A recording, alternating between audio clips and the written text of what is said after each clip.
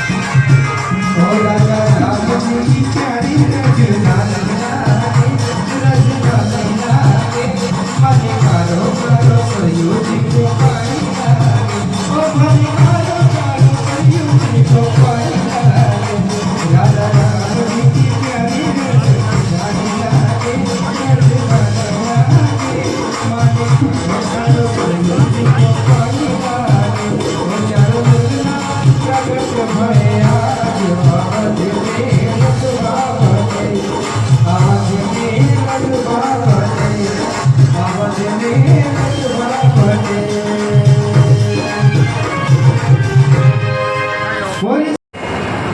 और उसी समय विश्वामित्र जी ने चारों तरफ देखा और सबके देखते विश्वामित्र जी महाराज का आशीर्वाद का हाथ उठ गया और कहा राम उठो, इस धनुष को तोड़ दो।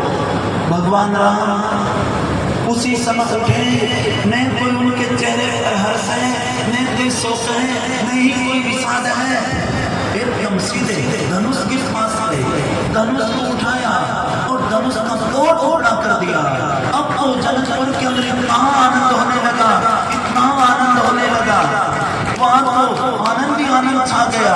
और उसी समय जानकी जी है वो अपनी अष्ट सखियों के साथ में हाथ हाथ जय माला लेकर के जहाँ राम जी है वहां पहुंच गए। हाथ में जय माला लेकर के जानकी जी जहाँ राम जी खड़े हैं वहां पर पहुंच गए। लेकिन देखो जानकी जी अवस्था से छोटी, हाइट में भी छोटी, राम जी अवस्था से भी बड़े, हाइट में भी लंबे, मुकुट धारण कर रखा है। और थोड़े से राम जी ऐसे अकड़ करके जांच करके खड़े हो गए, क्योंकि समय पर विनोद भी अच्छा लगता है। इसलिए राम जी कहने लगे, राम जी विचार करने लगे कुछ विनोद करना चाहिए। और जानकी जी जैसे ही माला पहनाने लगे वहां पहुंच नहीं रही है, वो सबकी सब सखियां जानकी जी से कहती है श्री रघुवर कोमल कमल नयन को पहनाओ जय माला, पहनाओ जय माला। यह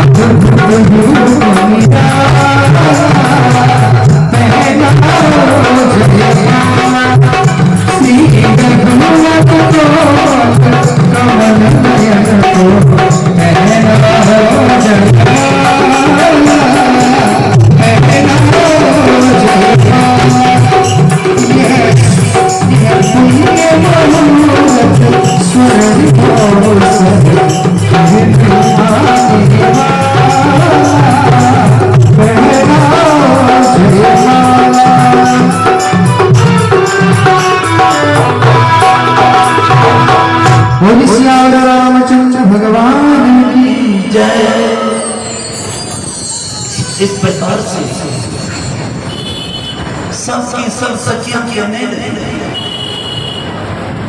लेकिन अब जानकी जी माला कैसे पहनाए? राम जी झुके नहीं है। अब वो सबकी सब सखियां हैं, वो राम जी से कहने लगे कि राघव आप झुक जाओ ना। राम जी कहने लगे नहीं नहीं, हम रघुवंशी है, हम कहीं झुकते नहीं। सखियां कहने लगे कि यहाँ चाहे कोई भी वंश हो झुकना ही पड़ता है, आपको भी झुकना पड़ेगा। राम जी कहने लगे कि नहीं नहीं, हम नहीं झुकेंगे। अब उसी समय वो सब सखियों ने सेनापति की तरफ इशारा किया कि आप राम जी से कहो ना झुक जाए। लेकिन बताओ सेनापति की क्या हिम्मत अयोध्या के राजकुमार को झुकने की कहते हैं। इसलिए सेनापति तो दौड़ पड़ा सीधा जनक महाराज के पास गया। जनक जी से जाकर के कहने लगा कि महाराज आप कहो ना। अरे पलेटा हुआ टिकट बात लग गया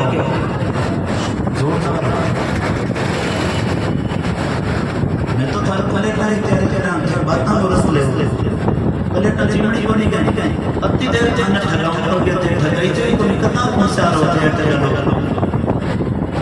ठगाई जाए नहीं मत बड़े ठगाने की कोशिश से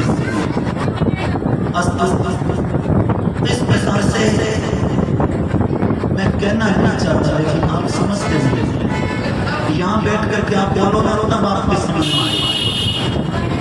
आप तो सोचते अपने बात कर रही है ये बक रहे ऐसा नहीं होता। यहाँ बोलते हैं आप बोलते हैं मेरा ध्यान इधर जाता है ना फिर बड़ा मुश्किल होता है बोलना।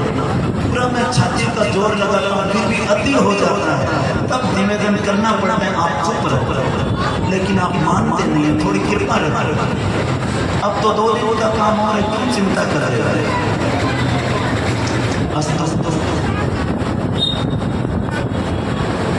तो इस प्रकार से अब सबके सब चला गया ना इधर पता ही नहीं कहाँ था। सबके सब वो सहेलियां जानकी जी की सखियां राम जी से कहने लगी आप झुक जाओ। राम जी झुके नहीं। उन्होंने सेनापति से कहा सेनापति की क्या हिम्मत। वो दौड़ पड़ा जनक महाराज के पास। महाराज आप तो ना हमारी जानकी को बड़ी बड़ी तकलीफ हो रही है बड़ा कष्ट हो रहा है। जनक जी कहने लगे नहीं नहीं ये अन्याय है। मैं अयोध्या के राजकुमार को मेरे घर में बुला करके मैं झुकने का नहीं दे सकता। सेनापति और दौड़ पड़ा विश्वामित्र जी के पास गया। महाराज आप अपने चेहरे से कहो ना वो झुक जाए। विश्वामित्र जी कहने लगे कि मैं साधु हूँ मुझे ब्याह शादी से क्या लेना देना। धनुष तोड़ाना जरूरी था वो मैंने तोड़ा दिया। अब आप जानो आपका काम जाने। अब विश्वामित्र जी कहने रहे हैं और सब जनकपुरवासी हैं आंखों के पलपन को पकड़ करके बैठे हैं। वो सब सखियों ने लक्ष्मण जी की तरफ इशारा किया है लखनलाल जी अब तो कुछ आप ऐसी कृपा करो ऐसी लीला करो जिससे राम जी झुक जाए। लक्ष्मण जी ने ऐसे देखा कि लाखों नजरें जिस दृश्य को देखने के लिए इंतजार कर रही है। पता नहीं मेरे राघव क्यों देरी कर रहे हैं। लक्ष्मण जी एकदम खड़े होकर के दौड़ पड़े। जहाँ राम जी ऐसे अकड़ करके खड़े थे ना लक्ष्मण जी पहुंच करके राम जी के चरणों में गिर गए। राम जी ने देखा कि लक्ष्मण मेरे चरणों में है। लक्ष्मण जी को उठाने के लिए जैसे ही राम जी से नीचे हुए जानकी जी ने जयमाला पहना दी और अब तो जनकपुर के अंदर आनंद ही आनंद छा गया। इस प्रकार से अब यहाँ से बहुत सुंदर पत्रिका लेकर के अयोध्या भेजी है। जैसे ही वो अयोध्या अत्रि के पुत्र चंद्रमा है और चंद्रमा से ही चंद्रवंश चला है और इस चंद्रवंश के अंदर एक से एक बढ़ के प्रतापी राजा और ये विश्वामित्र जी हैं। ये भी चंद्रवंश से क्षत्रिय है। ये भी पहले राजा थे लेकिन इन्होंने वशिष्ठ का ब्रह्म तेज देखा। उनको लगा कि सबसे बड़ा ये ब्रह्म तेजी है इसलिए वो क्षत्रिय होते हुए भी ब्राह्मण बन गए और उन्होंने शास्त्र को छोड़ दिया। उन्होंने शस्त्र को छोड़ दिया हाथ में शास्त्र ले लिया। उनकी धारणा रही कि यदि समाज को सुधारना है तो समाज शस्त्र से नहीं सुधर सकता शास्त्र से सुधर सकता है। आप शस्त्र के द्वारा समाज की बुराई को दबा सकते हो मिटा नहीं सकते। समाज की बुराई को आपको मिटाना है तो शास्त्र का सहारा लेना पड़ेगा। ये भ्रम परशुराम जी को जो ब्राह्मण उनके हाथ में शास्त्र होना चाहिए था लेकिन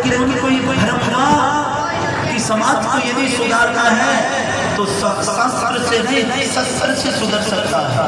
इसलिए उन्होंने शास्त्र को छोड़ छोड़ के शस्त्र उठाया है। वास्तविकता यह है कि यदि समाज को सुधारना है तो समाज हमारा शास्त्र से सुधर सकता है। इसलिए शास्त्र का सहारा लेना चाहिए। इस वंश के अंदर खूब सारे प्रतापी राजा हुए हैं। इसी वंश के अंदर ययाति महाराज हुए हैं और इसी वंश के अंदर कई पीढ़ियों के आगे चल करके एक राजा हुए जिनका रंती देव कहते हैं।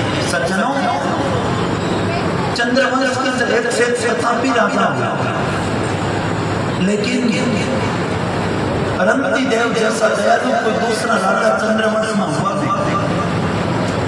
पूर्व राजाओं के किए हुए पाप के परिणाम रंती देव के राज्य के अंदर 12 वर्ष तक लगातार बारिश नहीं हुई। रंती देव ने अपना विशाल राज भंडार खोल दिया, सबको देने लगे। देते देते एक ऐसा आ गया कि राजा का पूरा भंडार खाली हो गया। केवल उसमें एक पाव चावल बचा था। अपनी पत्नी से कहने लगे कि देवी, आज हमारे गोविंद की ऐसी इच्छा है, इस चावल का यहाँ भोग लगाए। एक पाव चावल को बनाना 5 बच्चों को लेकर के वो कहने लगा कि महाराज मैं भी बहुत प्यासा हूँ, मेरे बेटे भी बड़े प्यासे हैं, आप जल दे दीजिए। वो कहने लगा हाँ आप प्यासे मत रहिए, अपने पास में जो बचा हुआ जल था वो भी उन कुत्ते और चंडाल को दे दे।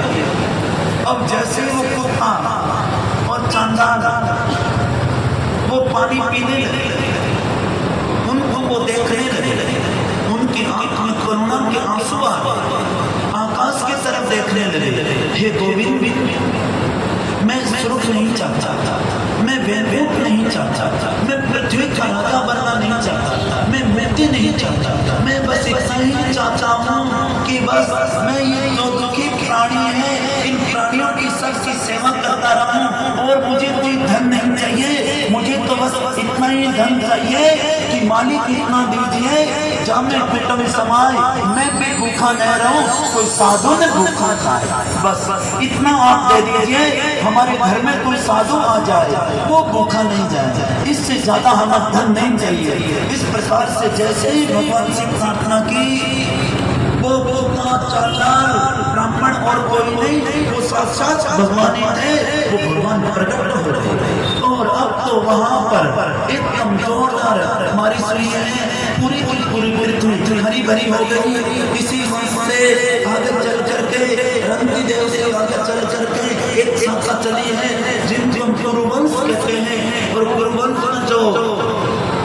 जो वही काम कौरव और पांडव कहते हैं।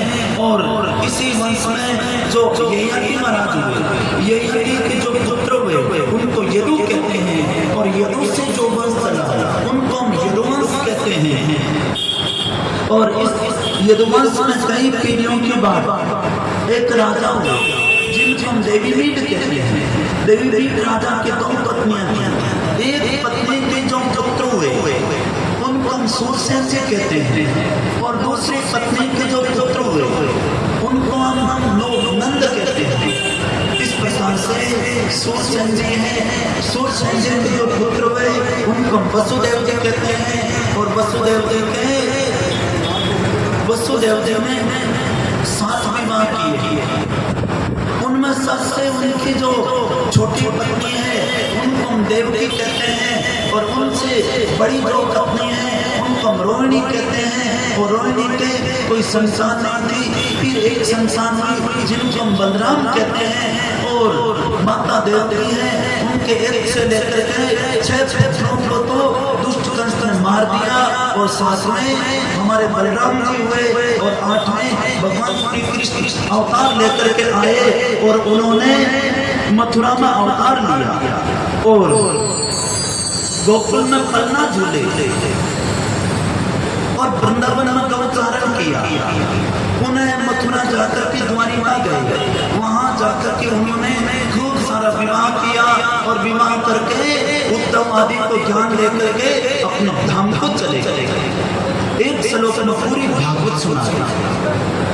राजा परीक्षित एकदम मुंह की तरफ देखते ही रहे। हाँ जोड़ करके कहने लगा, प्रभु आपने सूर्यवंश का निरूपण किया, मुझे बहुत आनंद मिला। चंद्रवंश का निरूपण किया, उसमें भी मुझे आनंद मिला।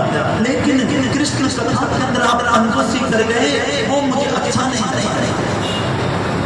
आप कृष्ण कथा विस्तार से कहिए, क्योंकि वो हमारे दादाओं की रक्षक है। हमारे दादाओं के पास में क्या था? उनके सामने समुद्र के समान कौरवों की सेना, उनके केवल कृष्ण शरण का आश्रय, उससे कौरवों की समुद्र को सेना, कौरवों की सेना के समुद्र को वो पार कर गए। हमारे दादाओं के रक्षक कृष्ण, हमारे रक्षक कृष्ण। इसलिए आप कृष्ण कथा में कंजूसी मत कीजिए, उनको विस्तार से कहिए। सुखदेव जी कहने लगे कि राजन, आज हम तो कथा सुनते हुए 5 दिन हो गया, 5 दिनों से तूने कुछ खाया नहीं, 5 दिनों से तूने कुछ पिया नहीं, इसलिए तुम पहले खा लो, पहले पी लो, उसके बाद मैं तुमको कथा सुनाता।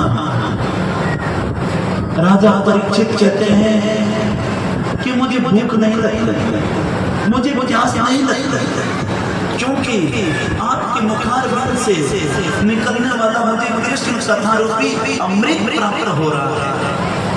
अब अमृत प्राप्त हो गया, अब ये संसार में खाने पीने के लिए क्या जरूरत है?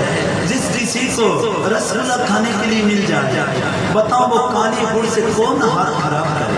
हमें तो आपकी कृष्ण कथा रूपी रसगुल्ला मिल रहा है, इसलिए आप हमें कृष्ण कथा सुनाइए। सुखदेव जी कहते हैं कि राजा, मथुरा के यशस्वी राजा है उग्रसेन जी। उग्रसेन जी के यहाँ पर कोई भी संतान नहीं है, इसलिए उन्होंने यज्ञ करवाया। उनकी पत्नी गर्भवती हुई। एक दिन वो बगीचे में घूमने के लिए गई, वहां पर दुर्मल नाम की राक्षस की छाया पड़ गई, और जैसे छाया पड़ी, उनके गर्भ से जो बालक हुआ, और वो बालक होते इस प्रकार से रोने लगा, उनकी आवाज को सुन करके विद्वान ब्राह्मणों ने कह दिया कि महाराज, ये बालक तो आपके वंश को नष्ट करने वाला है, इसलिए इनका त्याग कर दीजिए।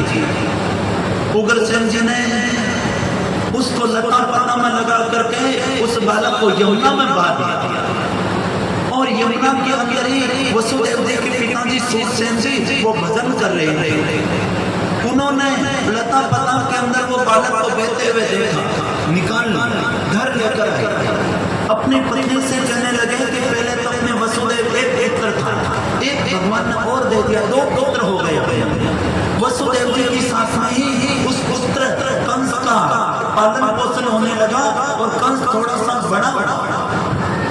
नारद जी वहां पर आए, नारद जी आकर के कहने लगे कि अरे कंस, तुम किसके पुत्र हो?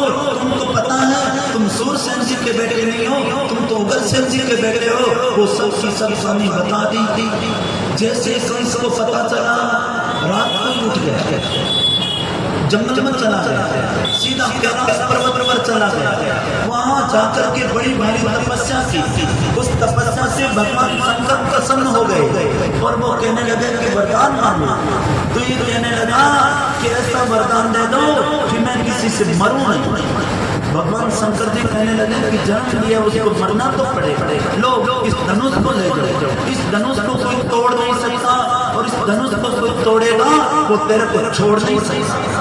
वो धनुष लेकर के वहां से बड़े बड़े राक्षसों को अपनी सेना के अंदर सम्मिलित करता हुआ सीधा वो मथुरा में ही आ गया। मथुरा के ऊपर ही चढ़ाई कर दी, और उग्रसेन जी को कैद खाने के अंदर डाल दिया। खुद राजा बन करके बैठ गया, खुद राजा बन गया। उसके बाद उनके हृदय के अंदर एक भाव पैदा हुआ कि मेरे चाचा देवते, उनकी पुत्री देवती का कन्यादान मैं मेरे हाथ से, इसलिए उनका विवाह वसुदेव जी के साथ में निश्चित किया, और बड़ी धूमधाम से उन्होंने देवते का विवाह किया, और धूमधाम के साथ अपनी बहन को जैसे वो विदाई देने लगा, रथ पर वो बहन को बिठाया, तो उसने साथी को नीचे उतार दिया, खुद रथ चलाने लगा, और कि मैं मेरी लाडली बहन को खुद अपने घर में छोड़ करके आऊंगा।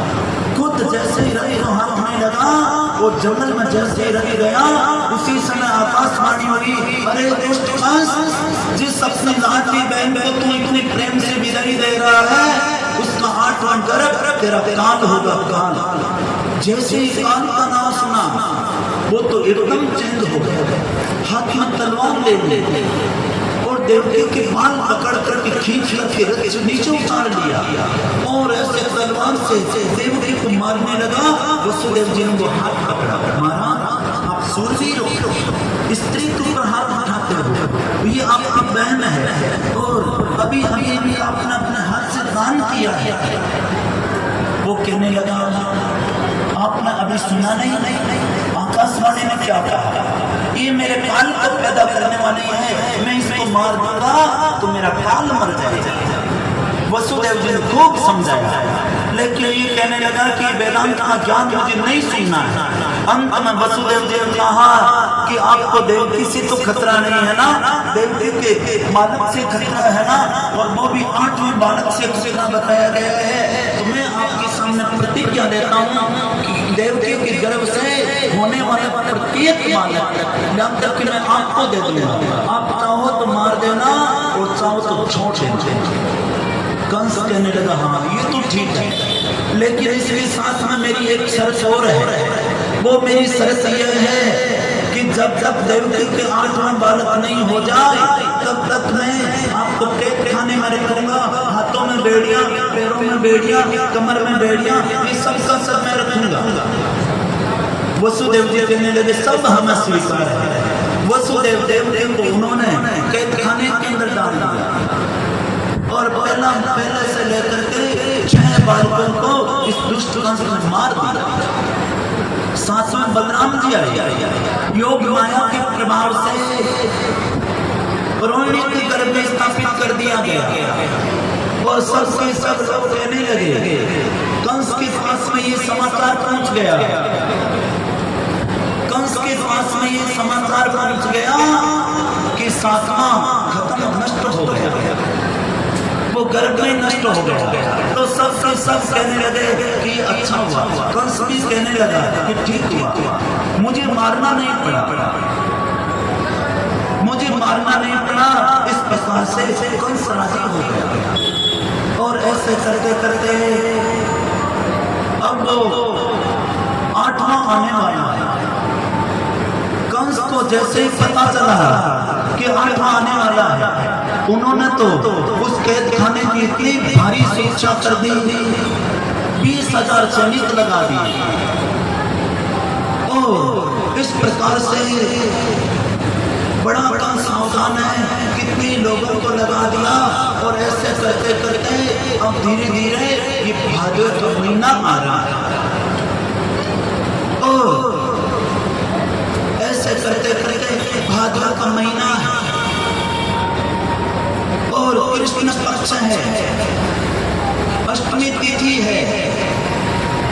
योग माया ने आकर के पूरा का पूरा व्रत अपने हाथ में ले लिया, इसलिए सब योग माया के प्रभाव से सब सो रहे हैं। जागने वाला और कोई नहीं है, केवल वसुदेव देव के 2 ही जाग रहे हैं और सब लोग वृक्ष के अंदर योग माया के प्रभाव से सो रहे हैं। वो अंधेरी रात है, चारों तरफ आकाश में बिजलियां चमक रही है और बादल सब गर्जना कर रहे हैं और मुसलधार बारिश हो रही है।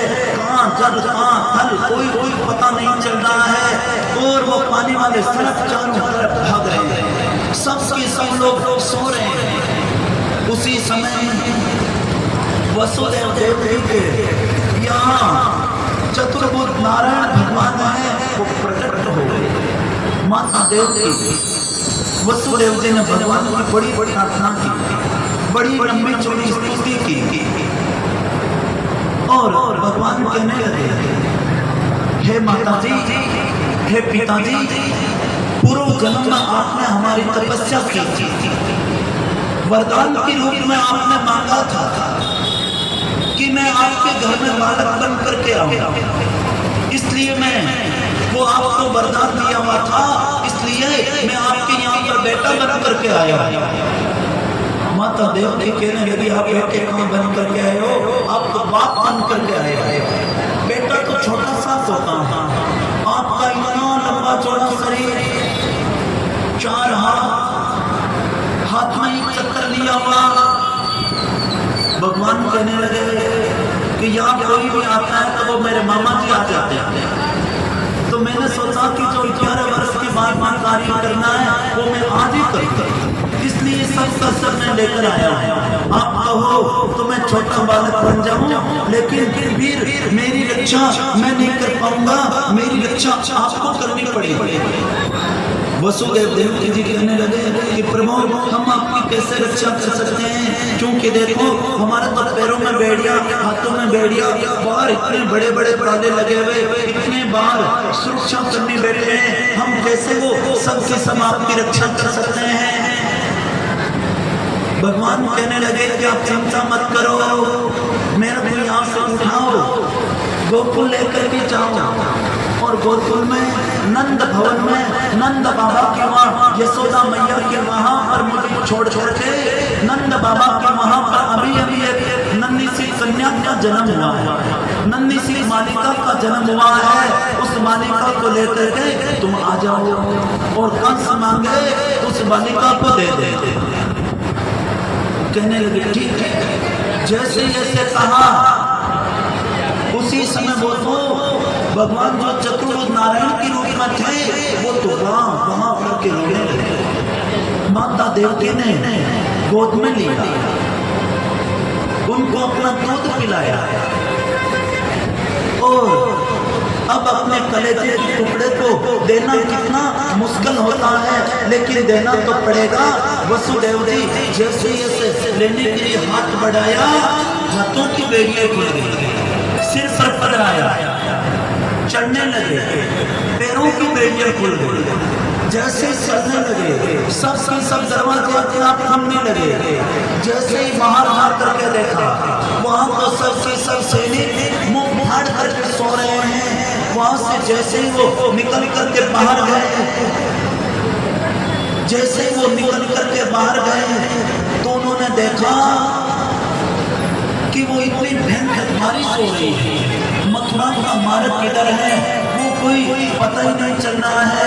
इस प्रकार से अब वो बारिश हो रही है, लेकिन जाना तो पड़ेगा।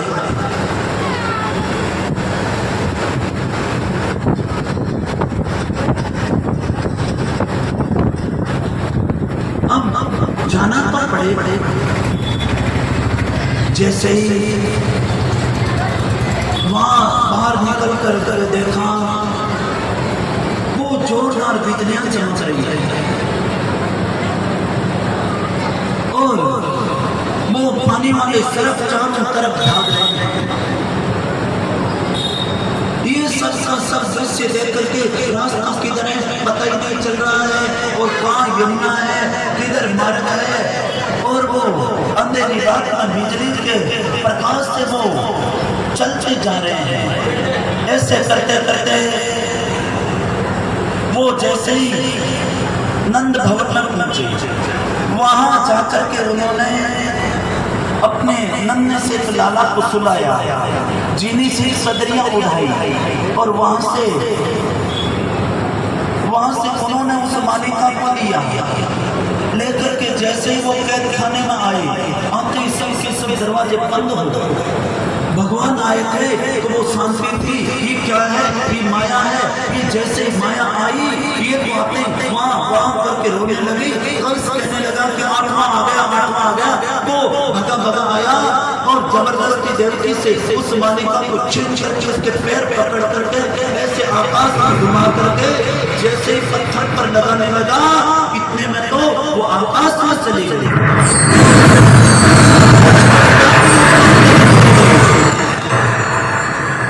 वो अष्टभुजा के रूप में प्रकट हो गई। वो अष्टभुजा में प्रकट होकर के कहने लगी, अरे दुष्ट कंस, मुझे मारने से क्या फायदा, तुम्हें मारने वाला तो कहीं दूसरी जगह पैदा हो गया। कंस कहने लगा कि वो कहाँ पैदा हुआ। आकाशवाणी कहने लगी वो हम नहीं बताएंगे। कंस तो सबकी सब मारने काटने की योजना बना रहे हैं, लेकिन अपने तो चलो अपने मन से गोकुल को चल जाए। गोकुल के यशस्वी राजा है नंदराय, इनके यहाँ पर कोई पुत्र नहीं, सांडीपनी ऋषि से अनुष्ठान करवाया। उनकी पत्नी यशोदा गर्भवती हुई। नंद बाबा की बहन है सुनंदा, उसने जैसे ही सुना कि मेरे भाभी के वहां पर लाला होने वाला है, वो 6 महीना पहले ही आ गया, क्योंकि मेरे भाभी के लाला होगा तो नंद रानी के पास में 9 लाख का हार है, वो हार मिलेगा, इसलिए वो पहले ही आकर के गए। अब इस प्रकार से आज नवमी तिथि प्रातः काल का समय है। रोज तो मैया यशोदा जल्दी उठ जाती है, लेकिन क्या बात है आज मेरी भाभी भी जल्दी उठी क्यों नहीं? क्या है? यशोदा को ये तो पता है कि मेरे घर में संतान हुई है, लेकिन बालक है तो बालिका है वो ज्ञान नहीं है। जैसे सुनंदा ने यशोदा के कक्ष में प्रवेश किया, सामने सलोने वो नाना को देखा, जिन्हीं सी सदरियां ओढ़े हुए हैं। फिर सोचा कि कहीं लाली नहीं हो जाए, यदि लाली हो गई तो वो 9 लाख का हार नहीं मिलेगा, इसलिए वो पास में आया, सदरिया को थोड़ा थोड़ा कटाया, फिर वापस ढक दिया, फिर हटाया, फिर ढक दिया। इस प्रकार से 21 बार हरि शरणम उच्चारण करके जैसे चदर को हटाया, नंद की लाला की जय हो, वो तो उछल पड़ी, दौड़ी दौड़ी नंद बाबा के पास गई। और नंद बाबा कहाँ है? गौशाला में बैठे क्या कर रहे हैं?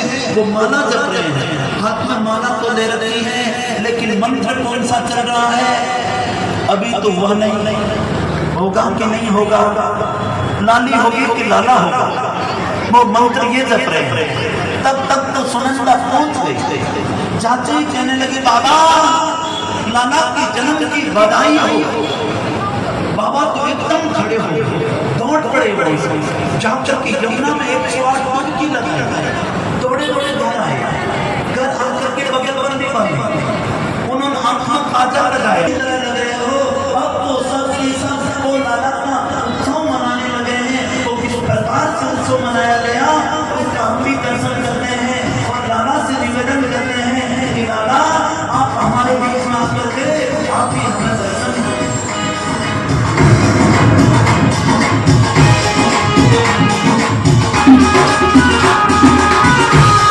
बधाई सारे भगवाने, बधाई सारे भगवाने, बधाई सारे भगवाने। अपने साथ से कोई भी नहीं देगा, कोई बात नहीं है। सारे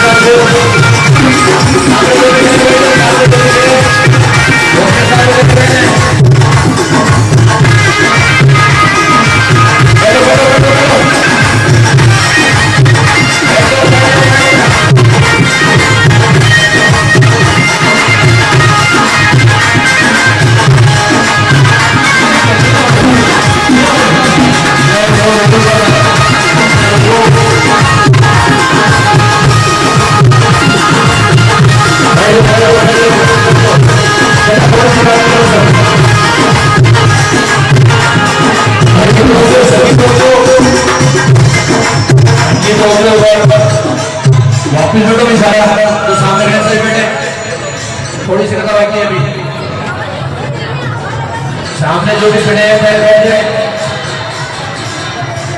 अपने अपने स्थान पर बैठ जाओ सभी।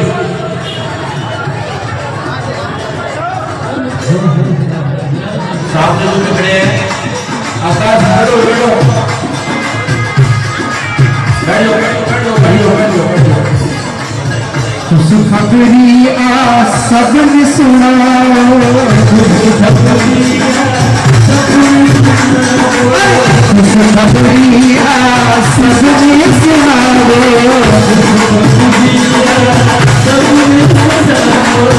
नाचो गाओ मौज उड़ाओ, नाचो गाओ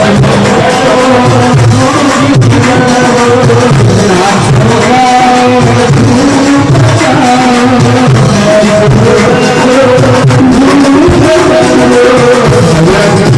मचाओ, बधाई सारे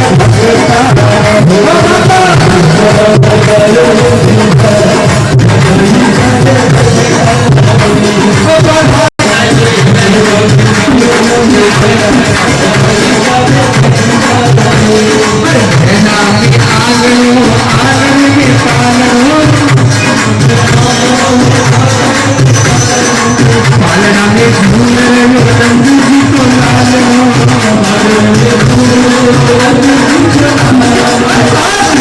झूल रहे हो यशोदा को लालो, नगर मानो सब पताल बधाई सारे भगता ने,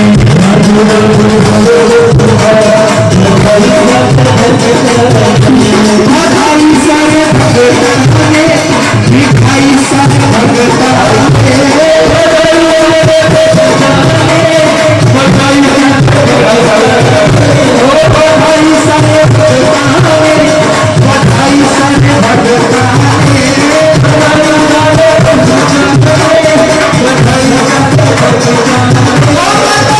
सुनाने आए रखना बधाई सारे भगता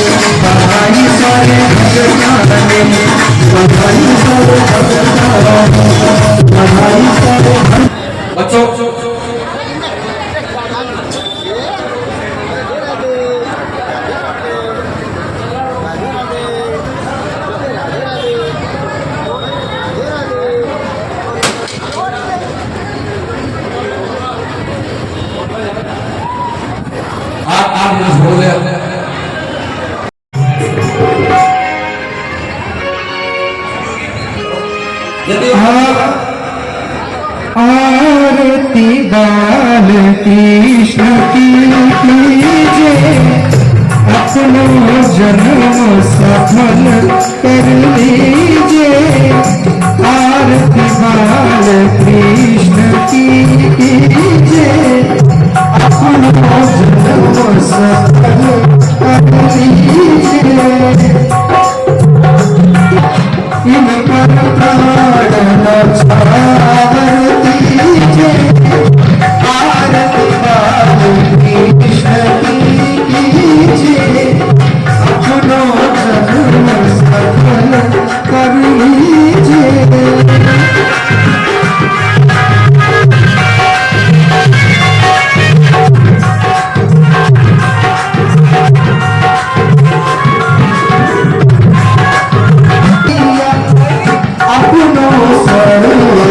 दिल को भी जो आरती पार